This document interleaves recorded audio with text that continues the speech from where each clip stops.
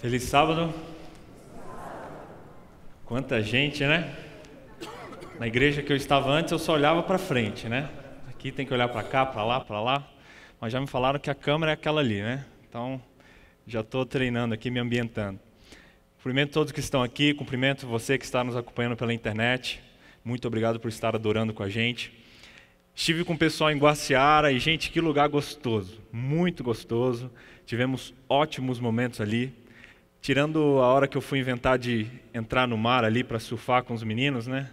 Só entrar já foi uma aventura. Depois que eu caí da primeira onda, eu falei, não, eu vou para o acampamento, ficar lá tranquilo. Mas foi muito gostoso estar ali. Terça-feira da semana passada, recebi uma ligação nos chamando para vir para cá, eu e a Dani. A gente estava saindo para aula de inglês, paramos, sentamos na aula, não conseguimos prestar atenção em nada. Ficamos pensando, e aí amor, a gente vai, não vai, o que a gente faz? Oramos e pela graça de Deus a gente está aqui.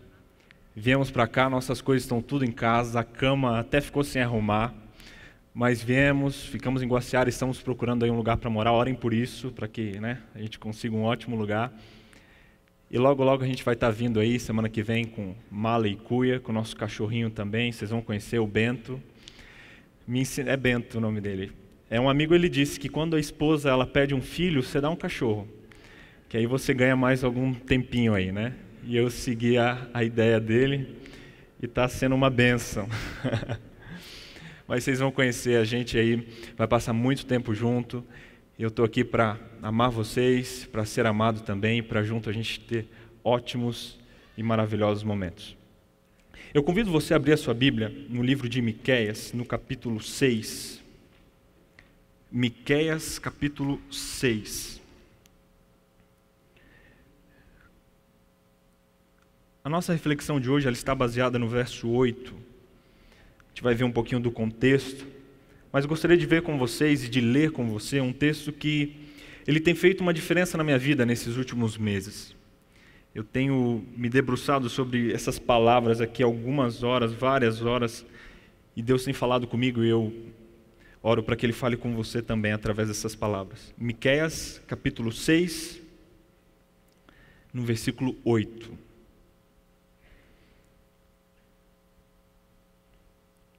Encontrou? Eu leio assim. Miqueias 6, 8. Ele te declarou, ó homem, o que é que o Senhor pede de ti? Que pratiques a justiça, ames a misericórdia, e ande humildemente com teu Deus. Vou ler de novo. Ele te declarou ao homem o que é bom e o que o Senhor pede de ti, que pratiques a justiça, ames a misericórdia e andes humildemente com teu Deus. A parte que eu vou me atentar hoje é nessa última sentença, ande humildemente com teu Deus. Já parou para pensar no que isso quer dizer? O que quer dizer andar humildemente com Deus? O que Miqueias está querendo dizer para nós hoje, cristãos do século 21, nos convidando a andar humildemente com Deus? Para a gente entender melhor esse versinho, eu te convido a analisar todo o contexto. Se você voltar um pouquinho no livro de Miqueias, você vai ver que a partir do capítulo 1 aqui de Miqueias, ele vem falando, aqui na minha Bíblia está escrito ameaças contra Israel e Judá, capítulo 2, ai dos opressores gananciosos. Depois vem dizendo aqui, olha, no subtítulo, contra os falsos profetas. Pastor, muito pesado esse texto. Por que ele é assim? Deixa eu explicar um pouquinho. Lá no livro de Reis, no livro de Crônicas, mostra um pouquinho da história do povo de Israel e do povo de Judá. O contexto que esse livro foi escrito foi um contexto muito conturbado. O reino de Judá, eles estavam divididos, e o reino de Judá, eles tinham um rei chamado Jotã. Quando o profeta Miqueias ele iniciou o seu ministério, o rei que estava ali no poder na época era Jotã. Jotã ele era um bom rei. A Bíblia diz em 2 Reis que ele fez o que era reto ante os olhos de Jeová, embora o povo ainda sacrificava ídolos. Lá diz que Jotã fez com que o povo voltasse ao Senhor. Nem todos fizeram isso, mas Jotã foi um bom rei. E Miqueias começou o seu ministério nesse contexto. Só que como é real ali no livro de Crônicas de Reis, você vê muito isso. Vem um bom rei e depois vem um mau rei. Aí vem um bom, aí vem outro bom, aí vem um mau, outro mau. E foi assim que aconteceu aqui. Jotã teve um filho chamado Acás. E, gente, Acás, ele é considerado pelos estudiosos da Bíblia como o pior rei que Israel já teve. Para vocês terem ideia do que ele fazia, lá em 2 Reis, também é dito que Acás, ele chegou a sacrificar os próprios filhos aos ídolos. Gente, era o povo de Deus, um rei do povo de Deus, ele sacrificou o seu próprio filho aos ídolos pagãos. E não é o seu próprio, diz os seus filhos, queimou. Olha o tamanho da maldade desse rei. Diz que ele não parou por aí, em 2 Reis capítulo 16, diz que ele chegou a colocar altares pagãos dentro do templo de Deus. Olha só, chegar a erguer altares pagãos dentro do templo de Deus, era um rei muito mau, muito mau. E como acontece na história bíblica, e nos dias de hoje também, quando nós temos uma liderança que não segue o caminho do Senhor, geralmente o povo vai nessa linha. E aconteceu com o povo de Judá, eles começaram a ir para esse lado, e até os profetas de Deus, muitos deles começaram a abandonar os caminhos do Senhor. Miqueias foi um dos únicos profetas que mesmo naquele reinado pagão do rei Acás, permaneceu firme. A história mostra que muitos profetas, eles enganavam o povo, sabe? E eles diziam, não, fiquem tranquilos, a gente está pecando, a gente está fazendo coisas erradas, mas olha, nós somos o povo de Deus, somos filhos de Abraão, tudo vai ficar bem. E Miqueias ficava indignado. Acás, olha, ele levou o povo de Judá literalmente para o buraco. Só que a história se repete, Acás teve um filho, e Acás foi um mau rei, e o seu filho veio e, surpreendendo as expectativas, a fruta caiu bem longe do pé, e o filho de Acás, seu nome Ezequias, foi um ótimo rei. Quer ver o que a Bíblia fala sobre ele? Abre aí em 2 Reis capítulo 18, deixa marcadinho em Miqueias, nós vamos voltar, 2 Reis capítulo 18, eu acho muito interessante esse verso. O que a Bíblia fala sobre esse rei Ezequias, filho do maldoso rei Acás? 2 Reis, capítulo 18, no verso 5.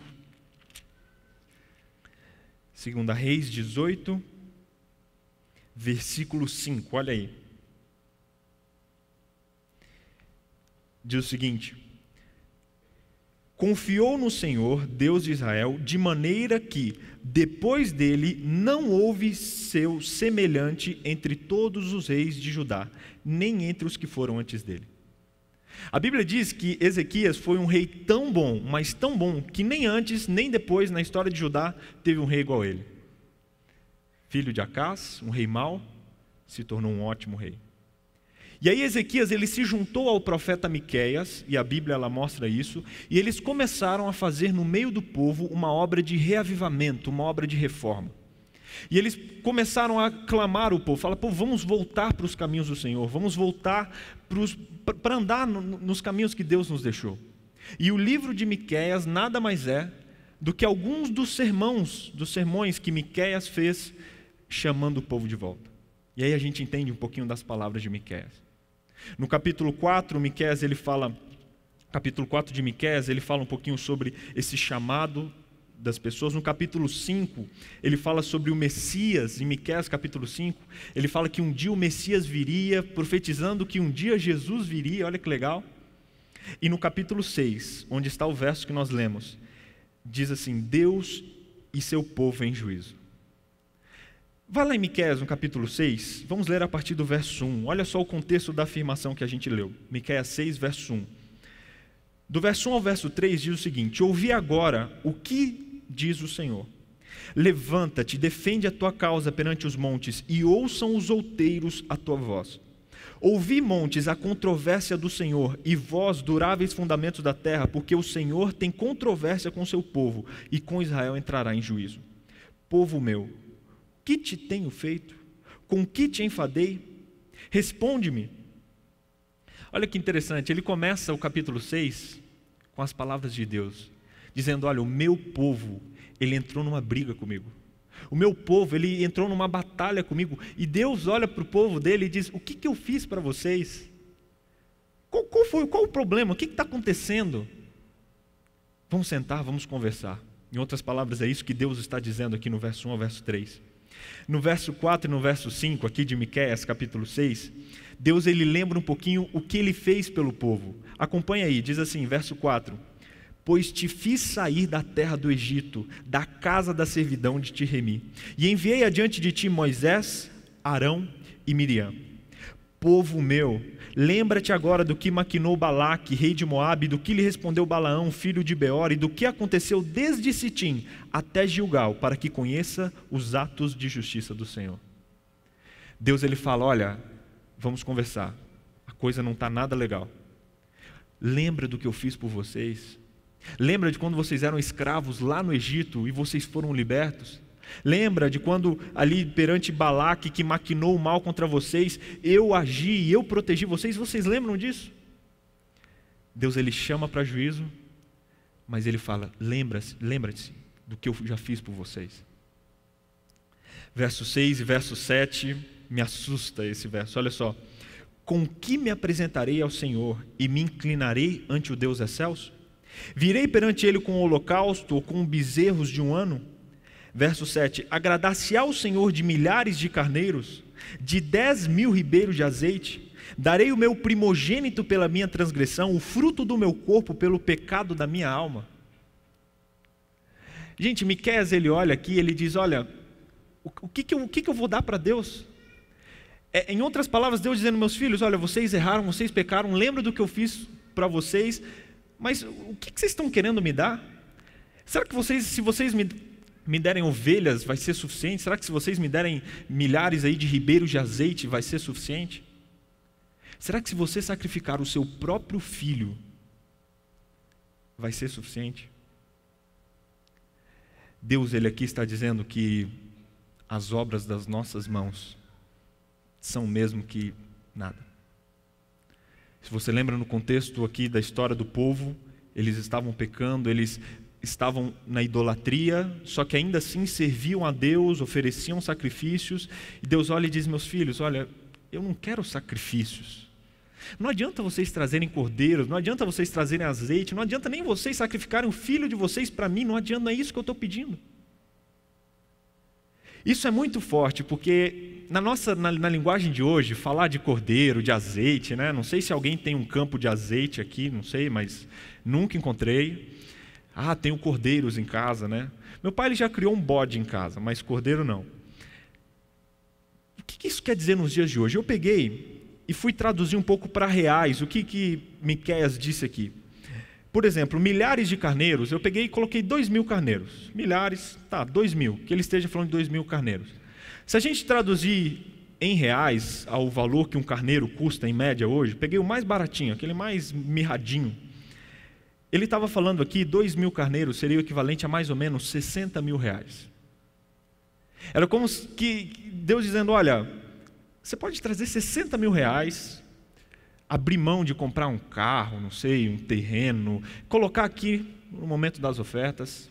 Olha, não é isso que eu estou pedindo. Como assim, pastor?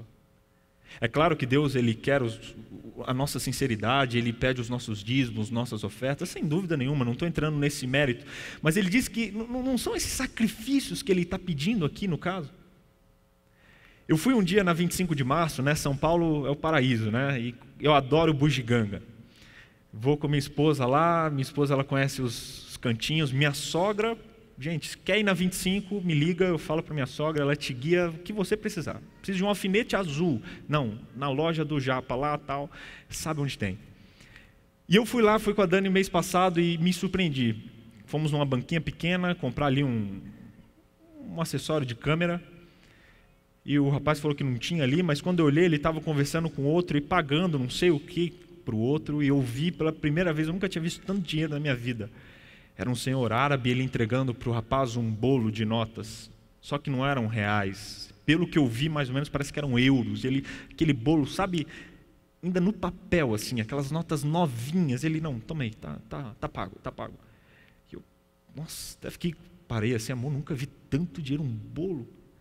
Aí eu fico pensando, gente, se eu chegar e dar isso para Deus, será que, acho que Ele vai ficar contente, mas aqui está dizendo que não é isso que Ele está pedindo. Aí você fala, pastor, ribeiro de azeite, 10.000 ribeiros de azeite. Se um ribeiro de azeite tiver 10 litros, que seja, ele está falando aqui de 1.500.000 reais em dinheiro.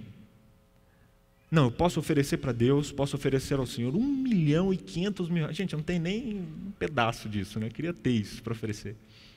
Mas se eu oferecer 1.500.000 para Deus, está dizendo que não é o que Ele está pedindo, nesse caso. Não, pastor, então vamos parar de falar de dinheiro. Tá bom, eu dou o meu filho. Gente, o filho...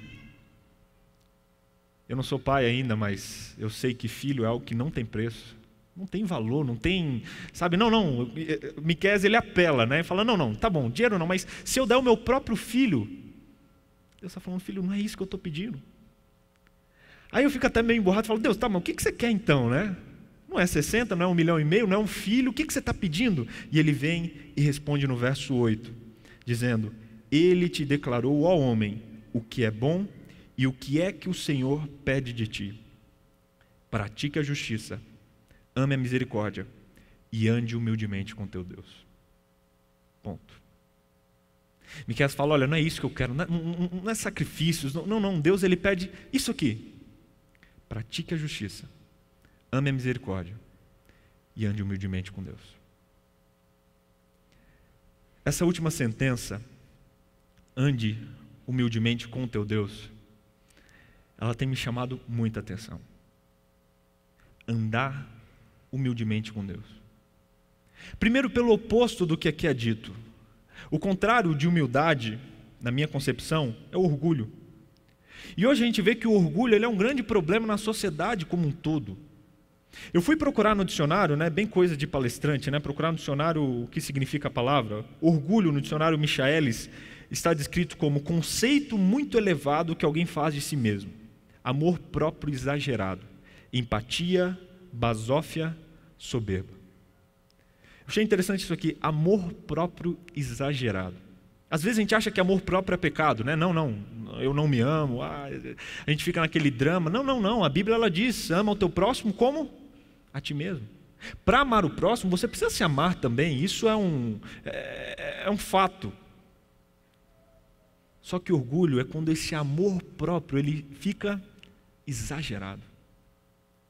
Eu estava vendo ontem um pregador que eu gosto muito, americano, e ele falando sobre orgulho, achei muito legal. Ele disse o seguinte, olha, o problema com o orgulho é que a gente acha que os outros devem algo para a gente.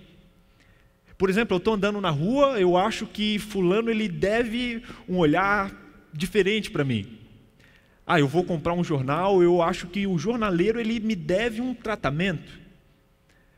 Só que na perspectiva bíblica, é o contrário, na verdade ninguém deve nada para a gente, nós é que somos devedores.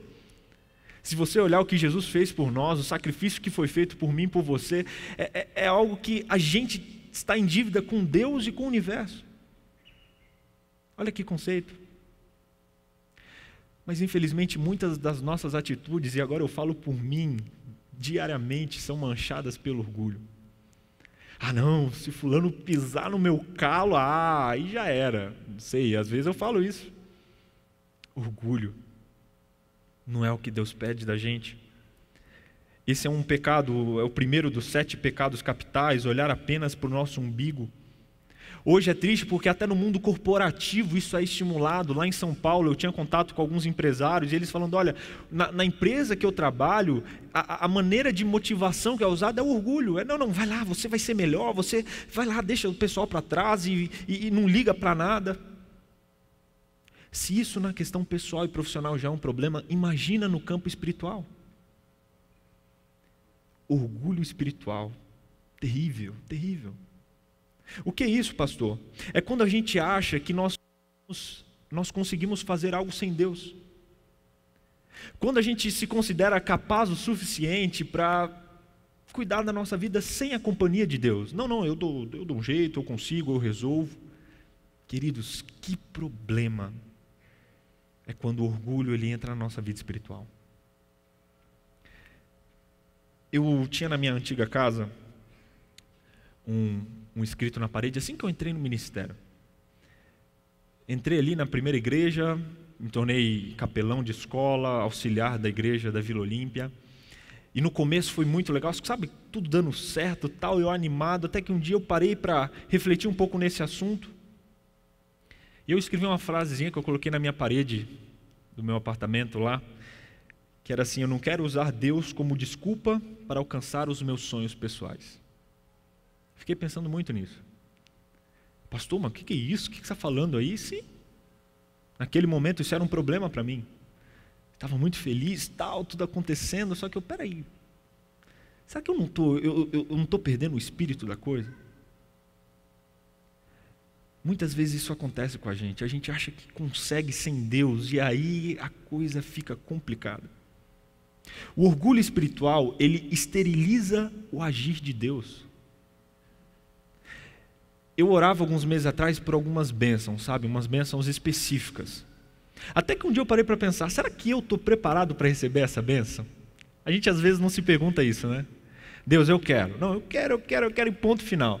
Eu pensei, será que eu estou preparado? Será que isso vier para mim vai ser uma bênção? Deus, ele não dá nada para nós que não seja uma bênção para a nossa vida.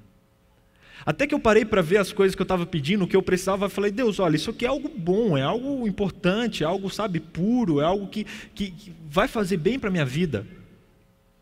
Só que eu vi que quando nós não estamos ao lado de Deus, se Deus nos enviar alguma bênção ou alguma coisa grandiosa, na verdade isso vai nos afastar dele, porque a gente vai achar que isso é mérito nosso e não dele em nós. Esse é o problema. E aí eu fico imaginando Deus lá no céu, né, com bênçãos espirituais, com bênçãos para os seus filhos, só que a gente achando que vai vencer sozinho, ele fala, filho, olha para mim, olha para cá. Eu quero derramar essa bênção, mas se você não entender que sou eu que estou mandando, essa bênção vai te afastar de mim e eu não quero isso. O orgulho espiritual nos afasta e nos impede de receber as bênçãos de Deus. Andar em humildade com Deus é algo que Ele nos pede. Eu fiquei pensando muito nisso, porque nós seres humanos, a gente precisa mais disso, de reconhecer a nossa dependência de Deus. Às vezes a gente acha que está tudo bem, que eu consigo, quando na verdade, quando olhamos para nós mesmos lá no fundo, a gente vê quão carente, quão dependente nós somos de Deus. Charles Reichmann, ele é um romancista francês, ele diz o seguinte: um homem cheio de si é sempre vazio. Um homem cheio de si é sempre vazio. Quando eu entrei no teológico, eu aprendi uma das lições mais legais que eu achei do curso inteiro. A gente tem um curso, uma matéria chamada hebraico, né? E, gente, é muito fácil, é a matéria mais fácil de todo o curso. É umas letras bem iguais ao português, escreve de trás para frente, gente, terrível. Eu vi alunos no curso de teologia fazendo hebraico pela 8ª vez. Você já imagina, 8ª vez. E aí, de cara, já pegamos aula de hebraico. E eu me lembro do professor, pastor Siqueira, hoje está na divisão, ele falando sobre o alfabeto hebraico e sobre os verbos no hebraico. E ele disse, olha, no português, nós conjugamos o verbo da seguinte maneira: primeira pessoa, como é? Eu, primeira pessoa do singular, segunda pessoa, tu, e a terceira pessoa, ele. Deixa eu fazer o 3 aqui, ok. E ele falou, no hebraico é diferente. No pensamento hebraico, no pensamento da linguagem que a Bíblia foi escrita, na conjugação verbal hebraica, a primeira pessoa do singular é ele. A segunda pessoa do singular em hebraico é tu, e a terceira pessoa, eu. Curioso, né? Primeira pessoa ele, tu, inverte. Pensei que era só uma inversão e ele disse não. Isso, na verdade, mostra um pouquinho da espiritualidade do povo hebraico, da espiritualidade dessa linguagem na palavra de Deus. Ele, a terceira pessoa, é como que uma referência a Deus. Tu, uma referência ao próximo. E eu, uma referência a mim mesmo. No nosso pensamento, primeira pessoa, não, sou eu. Segunda pessoa, tu. Terceira pessoa, ele. Mas no pensamento da Bíblia, da linguagem bíblica, primeira pessoa é ele. E eles deixam muito claro que é Deus. Segunda pessoa, meu próximo. Terceira pessoa, eu. Olha como a gente inverte os valores, né? Ele, tu, eu. Miqueias, ele diz, ande humildemente com o teu Deus. Humildade. Humildade é uma virtude que nós manifestamos o sentimento da nossa fraqueza, modéstia, no dicionário está até como pobreza. Só que o problema é que eu já vi muita gente confundir humildade com algo que eu não sei o que é. Eu tive amigos que eles se tornaram cristãos e os amigos deles, que não eram da igreja, não eram religiosos, falavam: amigo, você ficou muito chato depois que você entrou para aquela igreja. Não, você era legal, você ria, você brincava, a gente fazia. Agora que você entrou para a igreja, você só anda cabisbaixo, né? Eu já vi gente que se batiza e vai encurvando, não sei se você viu, aí vai andando encurvado. Aí você pergunta: o que está acontecendo? Ele fala: não, pastor, é a minha cruz, tem que carregar a cruz. Só que cruz não é isso. Quando Deus fala que os cristãos têm que ter humildade, andar humildemente com Deus, não é tristeza, não é ficar andando de cabeça baixa, já que o mundo inteiro é injusto com você, não. Humildade para com Deus é reconhecimento da grandeza de Deus e da nossa pequenez em relação a Ele. Andar humildemente com Deus é você reconhecer que sem Deus, eu e você não podemos fazer literalmente nada. É isso. Miqueias ele está dizendo: povo de Judá, sem Deus, eu e você, nós não somos nada. Precisamos andar humildemente com Deus. A própria palavra usada nesse texto para humilde, ela diz cuidadosamente, calmamente. É como que dizendo: olha, ande em humildade, se humilhe ao andar com Deus. E a palavra usada aqui para andar é a mesma palavra usada em Gênesis 5, verso 22, quando diz que Enoque andava com Deus. Gente, se tem alguém que eu quero conhecer no céu, é esse tal de Enoque. Enoque, a Bíblia ela não fala muito sobre ele, mas fala que Deus ele amava tanto Enoque, Enoque amava tanto a Deus, que Deus ele não ia aguentar a saudade que ia ter de Enoque, e falou: Enoque, vem para cá, vem, sobe logo, fica aqui comigo. E Enoque foi levado para o céu. Gente, imagina você andar com Deus, ser tão próximo de Deus, a ponto de Deus falar: olha, não dá, não, vem cá, fica aqui, fica comigo aqui, espera do meu ladinho aqui, porque não dá para esperar longe de você. Que coisa. E aí eu olho para a minha vida, né, e penso: será que eu ando com Deus dessa maneira? Será que eu me relaciono tanto com Deus? Será que a minha amizade com Deus é tão gostosa a ponto de não dá para a gente ficar longe? Cadê os Enoques do século 21? Cadê os pastores Enoques? Cadê eu como Enoque? Cadê os membros Enoque? Cadê os pais Enoques, os filhos Enoques? Precisamos disso, meus irmãos. Andar humildemente com Deus. A Bíblia diz: Enoque andou com Deus. Andar com Deus, estar com Deus quando você acorda, quando você come, quando você vai trabalhar, quando você está no ônibus, quando você está no carro, quando você está assistindo um jogo de futebol, estar com Deus do seu lado. E quando a gente está com Deus, não tem como você fazer algo que Deus não aprove, porque você sabe que quem está do seu lado é nada mais, nada menos do que o príncipe do universo. Andar humildemente com Deus. Abra sua Bíblia um pouquinho depois, na verdade, em Marcos, no capítulo 10, no verso 15. Marcos capítulo 10, verso 15. Olha o que Deus diz. Na verdade, Jesus Cristo, ele diz essas palavras. Marcos capítulo 10, versículo 15.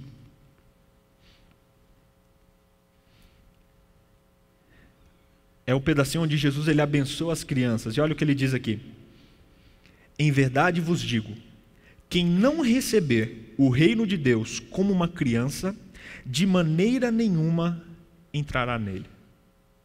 Forte, né? Lindo, mas pesado ao mesmo tempo. Quem não receber o reino de Deus como uma criança, de maneira alguma entrará no reino dele. Aqui Deus está dizendo que se nós não formos humildes como as crianças, não dá nem para entrar no reino do céu. Ah, pastor, eu ando com Deus, mas eu não ando em humildade. Não existe isso. Andar com Deus é estar em humildade com Deus, é estar, andando, caminhando humildemente com Deus. A Bíblia ela deixa claro. Quando eu estudava esse assunto, eu parei para pensar em algum exemplo. Um exemplo. Será que a Bíblia dá algum exemplo de alguém que teve uma atitude de humildade para com Deus, como a que Miqueias cita aqui?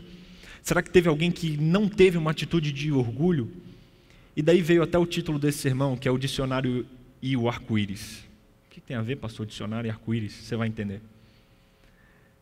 A Bíblia, mais especificamente no livro de Gênesis, ela fala de algumas construções, algumas mega construções. Falando nisso, parabenizo vocês por esse lindo templo, nunca havia entrado aqui, e olha, quando eu cheguei aqui fiquei até perdido, tive que fazer um tour, poder conhecer. Deus seja louvado pela dedicação de vocês ao construírem todo esse local. No livro de Gênesis é citado alguns monumentos, algumas coisas que foram feitas. Um dos que mais me impressionavam, e desde criança essa história me impressionava muito, eu tinha aquela coleção, as belas histórias da Bíblia, sabe? Aquelas figuras, e eu ficava ali nessa história olhando, assustado, é a história da Torre de Babel. Depois do dilúvio, o povo ele olhou um para o outro e falou, olha, Deus ele veio e tentou destruir a terra com água. Vamos ser mais espertos do que Deus, vamos pensar antes dele. E se a gente construir uma torre, que ela suba até o céu, quando Deus mandar água, o que a gente faz? A gente sobe na torre, resolvido o problema. Beleza, combinaram, começaram a construir aquele monumento gigante, que era uma afronta direta a Deus. Olha como o ser humano, quando ele deixa Deus de lado, né, soa até como bobo, porque Deus ele falou, ele disse, olha, eu não vou destruir a terra com água novamente, era só se lembrar do arco-íris. Só que o ser humano, né, quando esquece de Deus, não, vamos construir uma torre. E dedicaram tanto tempo, tanto dinheiro, tanta energia para tentar construir aquele troço que não deu em nada. A Bíblia diz que eles começaram a construir, só que chegou em determinado momento, Deus ele interviu e falou, não dá isso aí. E com uma simples manifestação do poder de Deus, eles começaram a falar em idiomas, e aí ninguém se entendia, pedia uma pá, trazia um carrinho, e aí não deu, não dá. Daí surgiram os idiomas, daí surgiu o dicionário que nós temos hoje, para que a gente nunca se esqueça do que acontece com o ser humano quando ele tenta viver sem Deus. Ellen White, ela fala no livro Testemunhos para a Igreja, no volume 8, página 213, ela diz o seguinte, os habitantes da planície de Sinear estabeleceram o seu reino para exaltação própria e não para a glória de Deus. Ellen White, ela diz, olha, os construtores da Torre de Babel, eles quiseram fazer aquilo para a sua própria honra e não para a honra e para a glória de Deus. Quando isso acontece, não tem como dar certo. E no texto Ellen White comenta que se isso fosse levado avante, isso teria sido uma afronta tão grande que teria se iniciado ali uma grande rebelião contra o próprio Deus, mais uma vez. Babel, símbolo da rebelião do ser humano.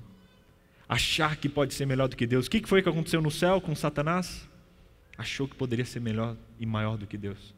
Eva no jardim do Éden achou que poderia ser maior do que Deus. Eu e você no nosso dia a dia, às vezes a gente acha que é maior do que Deus. A Torre de Babel é um exemplo de que não adianta, sem Deus não dá para fazer nada, literalmente nada. Por outro lado, eu tenho outro exemplo que eu acho incrível e fascinante também, é uma das minhas histórias preferidas. 339 anos antes da construção da Torre de Babel, uma outra construção, a Arca de Noé. Deus ele chega para Noé e ele fala, olha, a maldade do homem ela está num ponto. A Bíblia diz que Deus chegou a se arrepender de ter criado o homem. Gente, olha a que ponto chegou. E aí Deus ele chega para um senhor, para um velhinho Noé e fala, Noé, eu tenho uma missão para você. Eu quero que você construa um barco, porque vai chover. A gente estava perto do mar, lá em Guaciara. É até comum pensar, poxa, ali em Guaciara construir um barco, né? Choveu todos os dias do acampamento, quase que 24 horas lá. Vai chover, comum, tranquilo. Só que nos tempos de Noé, Ellen White ela deixa muito claro que nunca havia chovido na terra. O Espírito de Profecia, ele diz, os livros eles mostram que não vinha chuva de cima. O que acontecia, como então regavam-se as plantas? Era como que um orvalho que subia da terra e ele fazia com que as plantas sempre estivessem hidratadas. Nunca havia chovido na terra, até os dias de Noé. Aí Deus chega e fala, olha, se prepara, porque vai chover. Os estudos arqueológicos comprovam que naquele tempo também não tinham as divisões, sabe?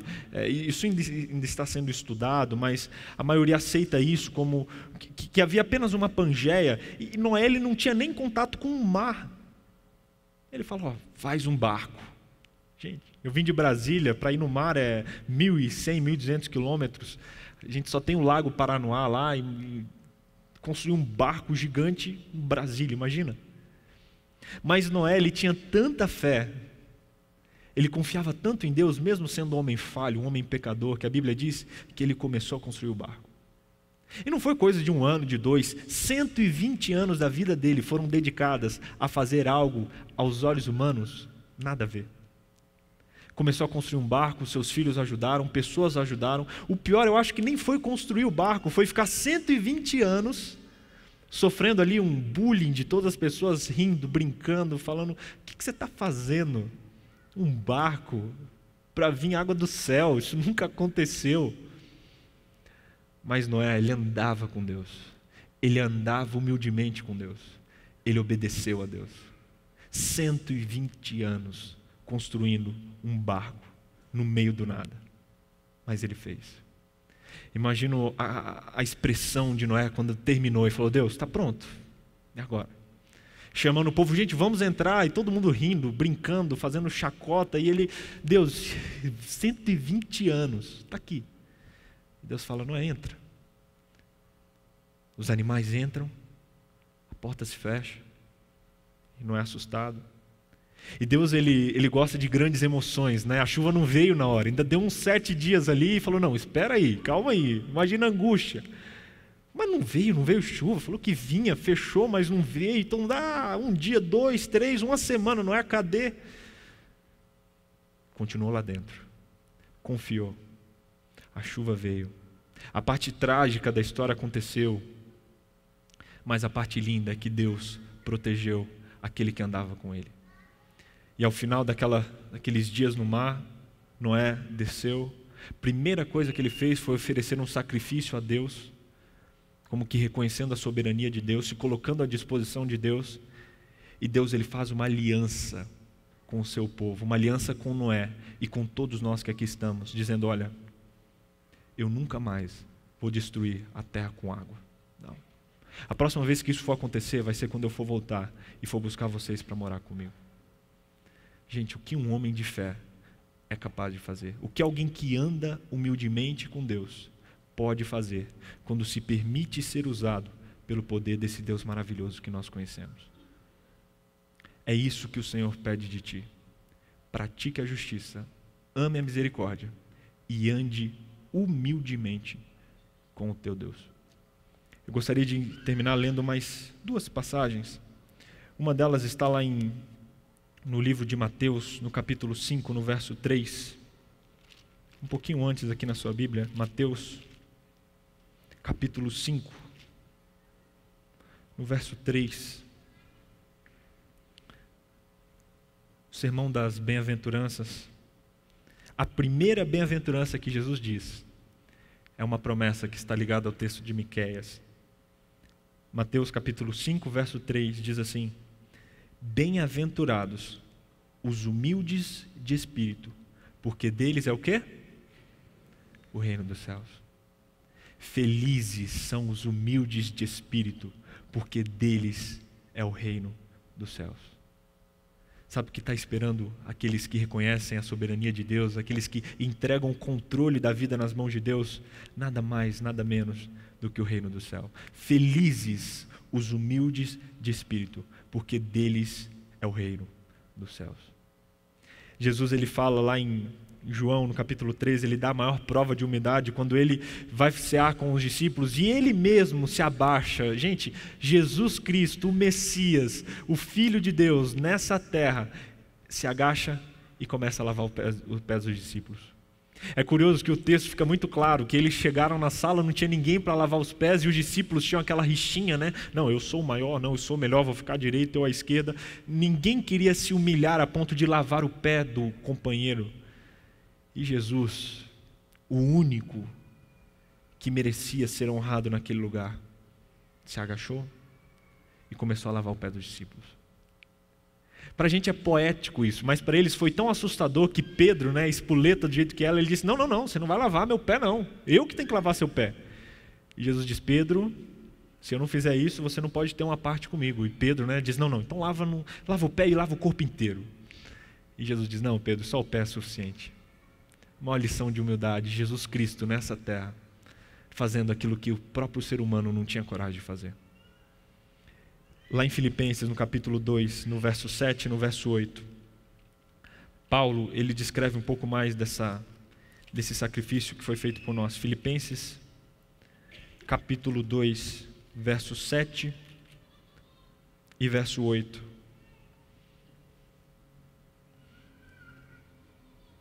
Diz o seguinte, Filipenses 2, 7 e 8. Antes, a si mesmo se esvaziou, assumindo a forma de servo, tornando-se em semelhança de homens e reconhecido em figura humana. A si mesmo se humilhou, tornando-se obediente até a morte e a morte de cruz. Deus, ele nos convida a ser humilde, seguindo o exemplo de humildade de Jesus Cristo, que, como diz aqui no verso 8, a si mesmo se humilhou, tornando-se obediente. Humildade é sinônimo de obediência. E Jesus Cristo, ele foi obediente até a cruz. Pastor, como eu ando em humildade com Deus? Como é que no meu dia a dia eu posso fazer isso? Comunhão com Deus, relacionamento. Fazer com que Deus ele faça parte do seu dia a dia, das grandes coisas, das pequenas coisas, das coisas simples. Faça na companhia de Deus. Conversa com Deus enquanto você estiver andando, enquanto você estiver comendo, enquanto você estiver dirigindo, enquanto você estiver na faculdade. Compartilha com Deus algo legal que você viu no seu dia. Às vezes a gente acha que oração, é só aquela coisa distante, quando na verdade a Bíblia diz orar e sem cessar. Conversa com Deus sem parar. Deus quer estar com você dia a dia. E obedeça, porque assim sendo, você vai estar andando humildemente com Deus. Bem-aventurados os humildes de espírito, porque deles é o reino do céu. Quando nós nos rendemos ao poder de Deus na nossa vida, sem dúvida nenhuma veremos grandes coisas acontecendo. Não pelo nosso poder, não porque nós somos bons, não porque eu estudei, não porque eu mereço, mas porque Jesus Cristo, ele me ama e ele quer se mostrar presente na minha e na sua vida. Caminhe com Deus, esteja ao lado de Deus, viva diariamente com Deus e se prepare, porque ele vai surpreender você. Feche seus olhos e vamos orar.